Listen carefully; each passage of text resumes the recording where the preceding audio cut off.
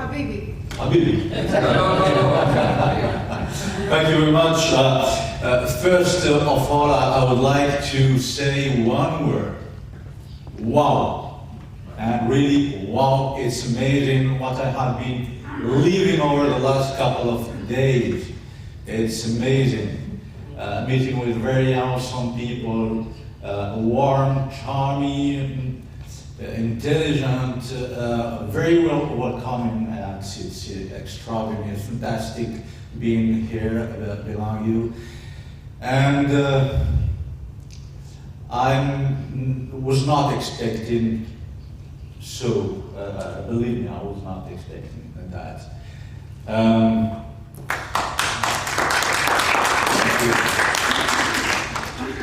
Let me share with you the first anecdote. I got a couple of days on Friday morning. We were beside the sea, walking with our friends. We met, and I gave him a small talk. And we met a very senior lady. She had stopped walking, and she was in tears.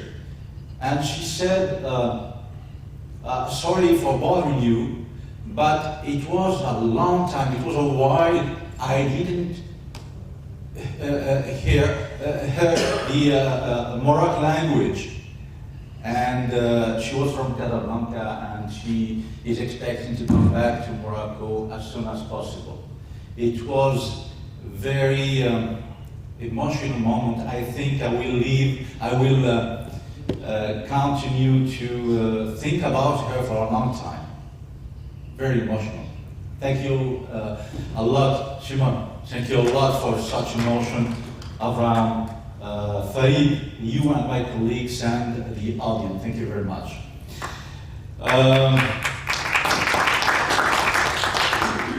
I would like to switch in French because I was requested to do my speech in French, and I will switch. Aucun mot, aucune expression d'aucune langue n'est en mesure d'exhiber l'incommensurable joie et l'émotion qui me submerge à l'idée de me retrouver parmi vous aujourd'hui en terre d'Israël. C'est beaucoup plus qu'une rencontre, beaucoup plus qu'un pèlerinage, plus qu'une communion. J'ai pas trouvé le mot, hein. Ça reste à créer. C'est certainement tout cela à la fois, se trouvant exalté par un profond sentiment, vraiment, un profond sentiment de recouvrir une part importante de mon identité. Et je pèse mes mots, et ça n'est pas une métaphore.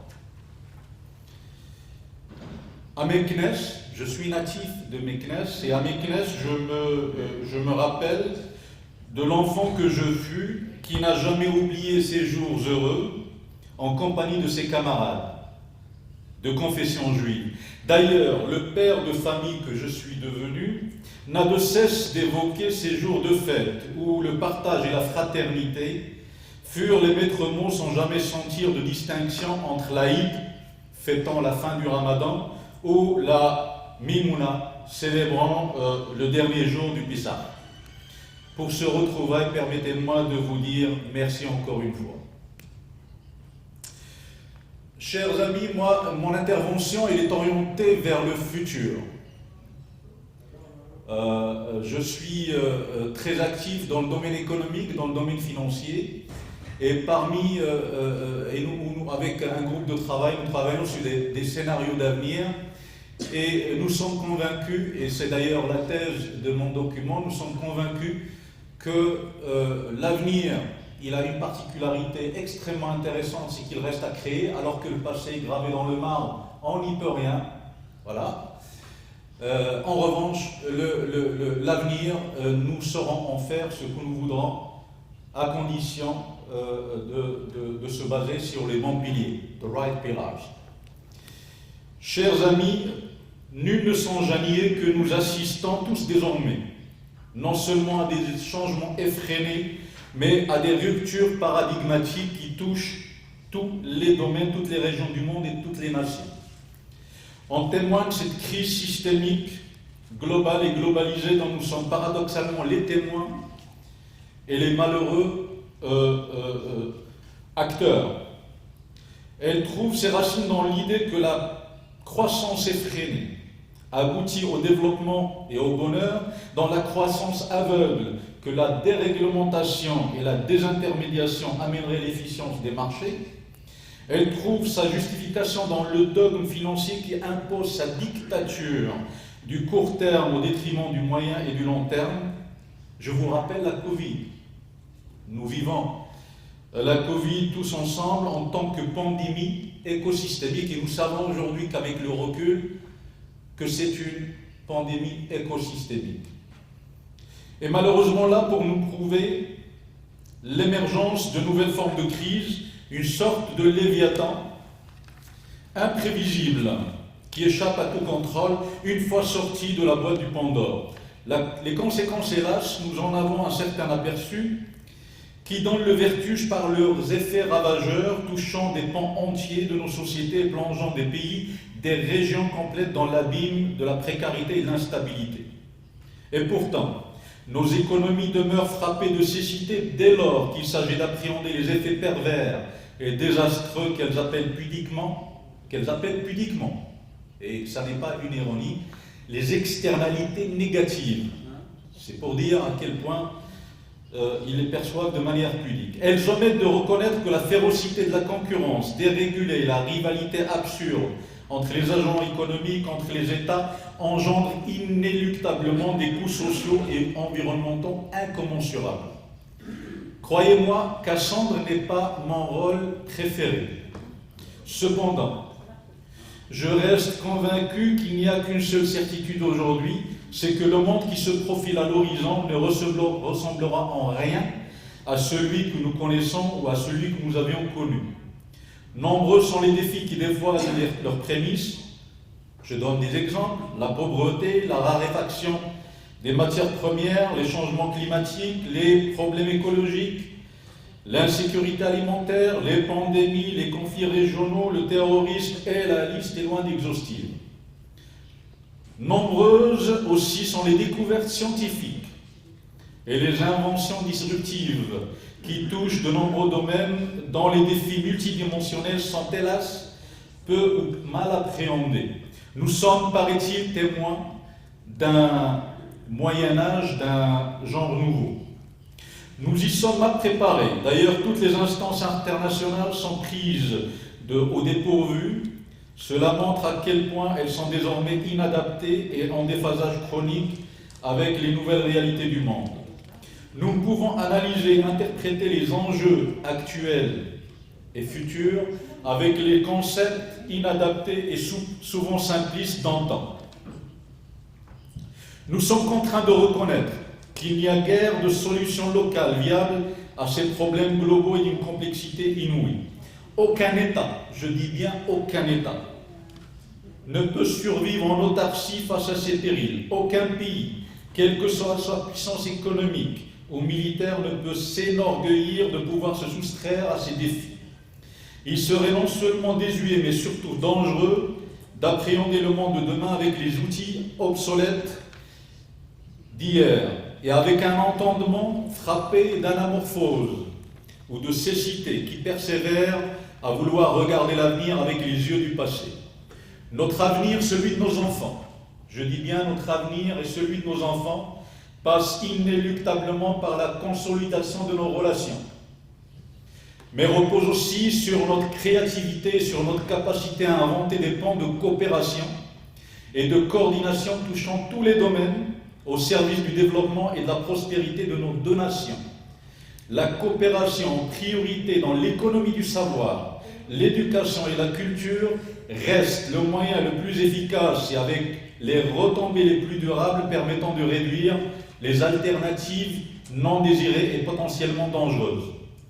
Elle nous offre l'espoir de nous extirper des limbes de l'ignorance, de l'obscurantisme et de l'extrémisme. Elle nous fait la promesse d'un monde baignant dans la paix et la prospérité que nos enfants jugeront de préserver contre vent et marée. J'ouvrirai une parenthèse très rapide Il y a très longtemps, j'ai lu un livre qui s'intitulait Le Tabernacle des Lumières, d'un sage soufi qui s'appelait le Ghazali, et qui avait classé les lumières en 3 catégories. Il y a des lumières qui aveuglent, il y a des lumières qui apaisent, il y a des lumières qui éclairent. Ça fait quelques jours que je suis ici, baignant dans les lumières qui éclairent et qui apaisent. C'est ce qu'il faut faire perdurer. Chers amis, je viens d'un pays moderne et ancré dans la modernité, un pays attaché à ses valeurs et ses racines ancestrales qui forgent son identité unique. Le Maroc est bien plus qu'un pays. Le Maroc est une civilisation et nous avons tous tendance à l'oublier. Le Maroc est une civilisation, le Maroc n'est pas un simple pays. Il faut se le rappeler tous les jours. Et qui est une civilisation qui puise dans l'originalité de son patrimoine culturel les fondements de son rayonnement international. C'est un pays qui se doit d'être en phase avec son temps tout en préservant son âme millénaire. L'histoire du Maroc, ainsi que sa situation géographique et géostratégique exceptionnelle, l'incite à rester un pays d'ouverture, de dialogue et de tolérance. La diversité n'y est guère exclusive, bien au contraire. Elle est une source de richesse inépuisable qui nous rappelle d'ailleurs mes frères marocains d'Israël. C'est un pays qui a la dévotion de sa démocratie, qui ne souhaite en aucun cas connaître l'ostracisme ou l'extrémisme d'un autre temps. La culture plus que millénaire de notre pays a été de tout temps imprégnée de tolérance, d'ouverture, prêchant la paix, le dialogue, le rapprochement entre les civilisations, la cohabitation et le respect mutuel entre les peuples. Tout plaide, et là j'en reviens à la coopération, tout plaide pour une coopération exemplaire entre nos 2 pays. Permettez-moi une autre accolade et je vais terminer là-dessus. Lorsque je vous donne un bien matériel, je suis dans une relation comptable. Je vous donne une bouteille, j'ai une bouteille au moins, vous avez une bouteille en plus. Nous sommes dans une relation de débit-crédit de manière tout à fait comptable. Donc nous sommes dans une relation additive au sens mathématique du terme. En revanche, lorsqu'on partage des choses à travers la coopération, surtout des choses immatérielles, de la connaissance, du savoir, du savoir-faire, nous sommes dans une relation multiplicative, donc exponentielle, et donc porteuse d'émergence et de choses émergentes, comme je disais, mais disruptives, surtout. Donc qui pourraient changer les choses pour jamais. Donc tout plaide pour une coopération exemplaire entre nos 2 pays.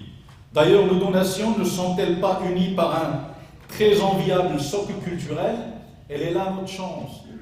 Nous avons une trame de fond culturelle qu'il faut réactiver autant qu'on puisse le faire, parce qu'elle est porteuse d'un avenir meilleur.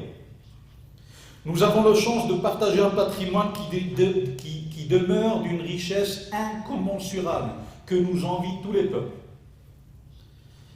Je suis subjugué de voir à quel point mes frères et compatriotes d'Israël sont fiers de préserver cet héritage millénaire qui n'a d'égal, puisant dans leur amour inaltérable pour le pays de leurs racines. Hier, j'ai eu le plaisir d'avoir une discussion avec Abraham et on parlait, je lui disais à quel point je trouvais mes frères d'Israël et compatriotes très jaloux de leur culture marocaine et andalouse. C'est un effet miroir et parfois même vous avez préservé des choses que nous avons perdues. Et c'est extrêmement intéressant à vivre. Le chant, la musique, l'art culinaire, les traditions, les systèmes de valeurs sont là pour nous sommer à assumer la responsabilité qui nous incombe. Nous avons une responsabilité historique pour préserver ce patrimoine, l'utiliser comme levier de coopération pour l'avenir meilleur de nos 2 nations et de nos enfants et les enfants de nos enfants et des générations futures. celle de rappeler à nos enfants qui nous sommes, d'où nous venons, que devons-nous préserver et que devons-nous construire ensemble. Et comme disent les Anglais, we've got a green land, et le monde est ouvert à nous. Il n'y a qu'à faire. Merci infiniment.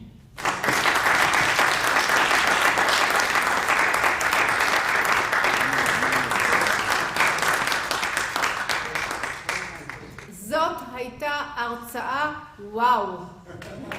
אני חייבת להגיד, באמת יוצא מן הכלל. מעולה, אקסלנט. בגלל שעכשיו אני מרגישה שאפשר להתחיל את הכנס מההתחלה. ואנחנו צריכים עכשיו, ההצעות שאתה מציע הן הצעות כל כך חשובות וכל כך מעשיות שאפשר לבצע אותן. והמילה הכי חשובה שאתה אמרת זה responsibility. אנחנו חייבים לגלות אחריות מקצועית ואישית. אם אנחנו מבינים שיש כאן משהו מאוד חשוב ומאוד משמעותי שקרה ביומיים האלה, ואנחנו מבינים מבחינה קונספטואלית שיש כאן משהו מאוד חדשני ופורץ דרך, עכשיו זה הרגע לממש את זה. והשמיים הם הגבול. אז אני באמת רוצה להודות על שתי הרצאות מעולות ומעוררות השראה שהיו לנו כאן. אני חושבת שאנחנו יוצאים מצוידים עם עושר רוחני, תרבותי והרבה מאוד רעיונות, אבל עם הרבה אחריות. תודה רבה.